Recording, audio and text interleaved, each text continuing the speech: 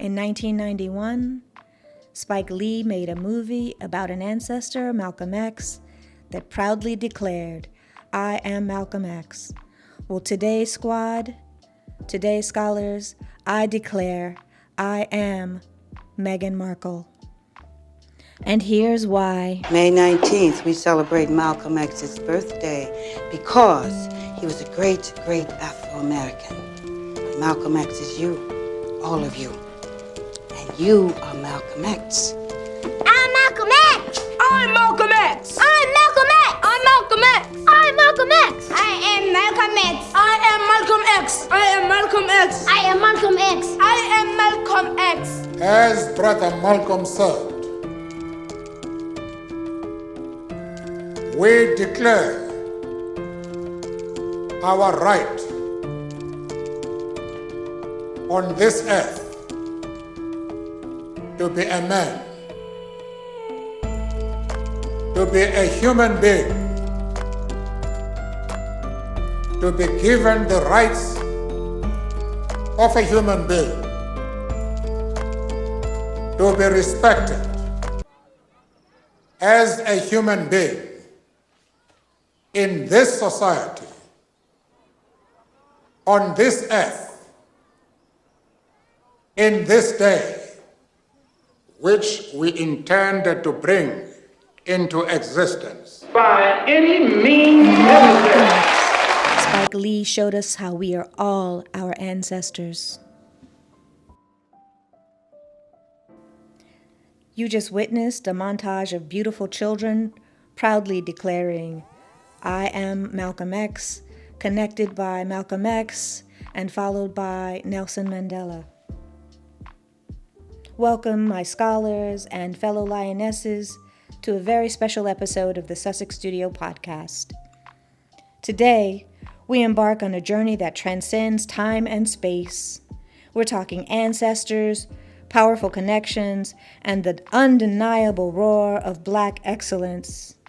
Get ready, Sussex Squad, because this episode is about to rewrite history, one fierce lioness at a time. Can I get a hear from the squad? Can I get a what from the squad? That's the energy I'm feeling now. Let's delve into the ancestral wisdom. Today, we're talking about May 19th and the connection between Malcolm and Duchess Meghan. We're weaving a tapestry of stories. Malcolm X, the voice of a revolution, Nelson Mandela, the embodiment of resilience and fight, and Meghan Markle, the Duchess who redefined royalty. But the magic lies not just in these incredible figures, but also it lies in us. Sisters, is it a coincidence, or did the ancestors in their infinite wisdom? But wait, there's more. May 19th also happens to be the day that the world watched in awe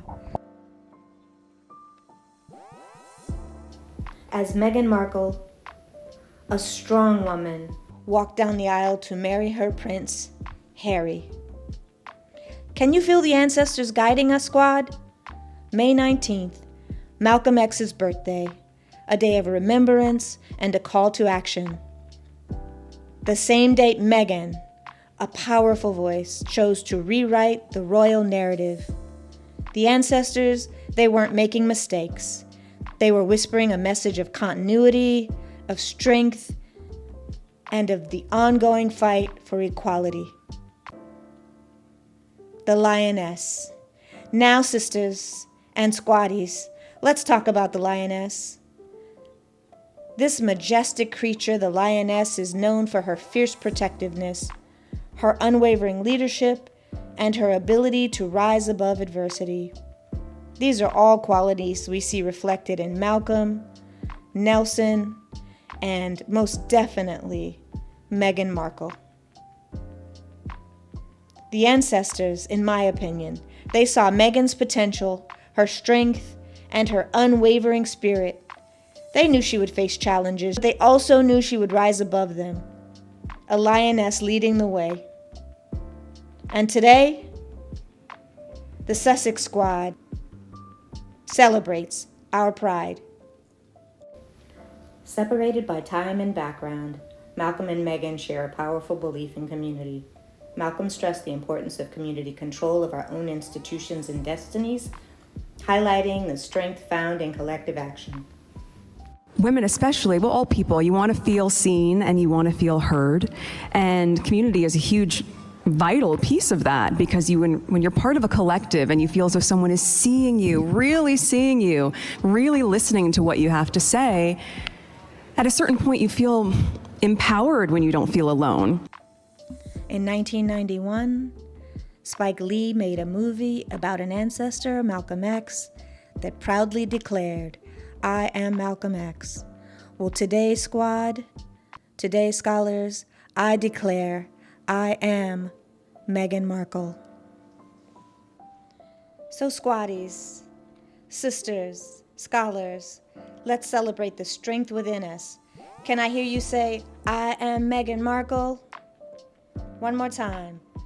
Can you say, I am Meghan Markle? That's it, squad. We are Meghan Markle in our unwavering determination, our refusal to be silenced, our commitment to building a better future. We are the roar that echoes the fight of Malcolm X. We are the generation that carries forward the dream of Mandela. At this point, I want to encourage you to like, to comment, and to subscribe.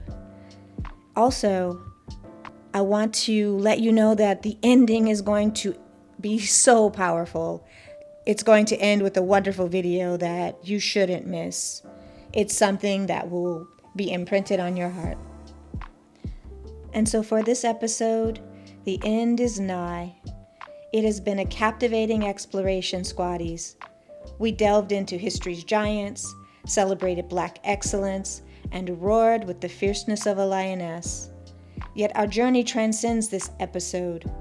Nelson Mandela, a titan of resilience, once declared, "History will judge us by the difficult times we rose above differences." That, my scholars, is precisely the spirit of the Sussex Squad. Check out this short video clip of Mandela talking to Ted Koppel. Would you want a Gaddafi or an Arafat or a Castro to be a future president of South Africa? Nelson Mandela side-eye on point. One of the mistakes which some political analysts make is to think that their enemies should be our enemies.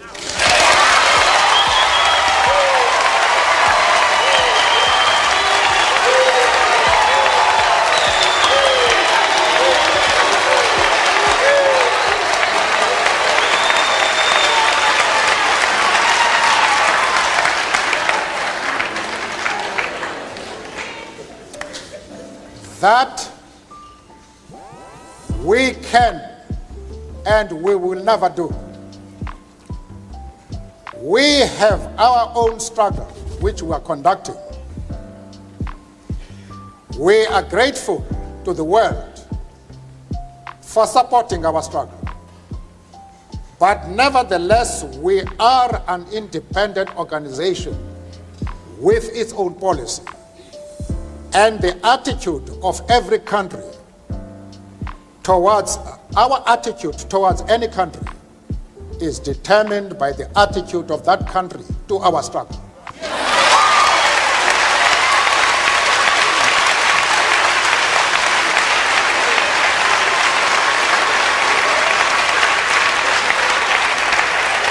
You miss Harry Belafonte looking like he wanted to G-check the host? And so, squad, we gather here today, not to hear the expected, but to listen to a voice speak a different truth, a voice that challenged the status quo, that dared to redefine who they were, who they could be, a voice that, like some we know in the present, faced relentless attacks in the media and media manipulation. They may have tried to silence it, to twist its message, but it refused to be contained. They may rely on Meghan for headlines. They may dissect her every move, but she, like the voice, stands strong. She, like Malcolm, refuses to be silent. This isn't about the specifics of what Ossie said, but about the power of a voice refusing to do what's expected.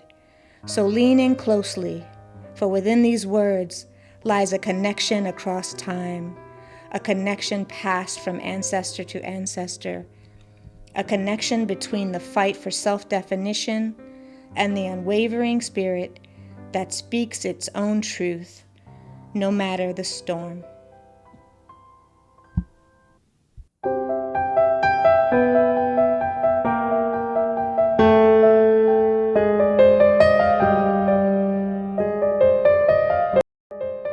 Here, at this final hour, in this quiet place, Harlem has come to bid farewell to one of its brightest hopes, extinguished now and gone from us forever.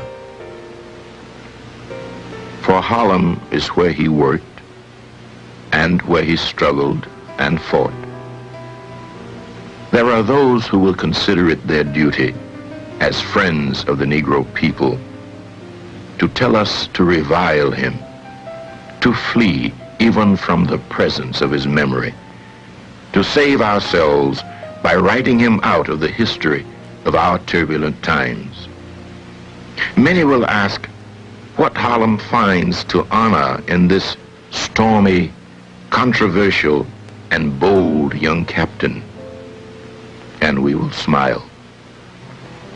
Many will say, turn away, away from this man, for he is not a man, but a demon, a monster, a subverter, and an enemy of the black man. And we will smile. They will say that he is of hate, a fanatic, a racist, who can only bring evil to the cause for which you struggle. And we will answer and say unto them, did you ever talk to Brother Malcolm? Did you ever touch him or have him smile at you? Did you ever really listen to him? Did he ever do a mean thing? Was he ever himself associated with violence or any public disturbance? For if you did, you would know him. And if you knew him, you would know why we must honor him. Malcolm was our manhood, our living black manhood. This was his meaning to his people. And in honoring him, we honor the best in ourselves. However much we differed with him, or with each other about him and his value as a man, let his going from us serve only to bring us together now. Consigning these mortal remains to earth, the common mother of all, secure in the knowledge that what we place in the ground is no more now a man, but a seed, which, after the winter of discontent, will come forth again to meet us, and we shall know him then for what he was and is, a prince, our own black shining prince, who did not hesitate to die because he loved us so. Anytime you beg another man to set you free, you will never be free. Freedom is something that you have to do for yourself. Ossie Davis, his voice a potent brew of grief and defiance. And in the echoes of this tribute, you hear a similar fight. Like Malcolm, I stand before a world that often tries to define me by a single label. But just as Malcolm rejected the limitations of the Negro, I refuse to be confined by their expectations. You witnessed the power of Davis's words, a searing indictment of injustice, but listen closer, for within them you'll hear the echoes of Meghan's journey, the fight for identity, for the right to be heard. It transcends time. Let history speak to our present, and together we'll find the strength to forge our own paths. So we've come to the conclusion of our episode. I hope you enjoyed this episode. It was a labor of love. Please remember to take care of yourselves. And if you felt anything from this video, please remember to like, to subscribe, and to please leave comments. Until next time, remember, I am Meghan Markle. I am Malcolm X. I am Nelson Mandela. I am the ancestors. ... Ciao.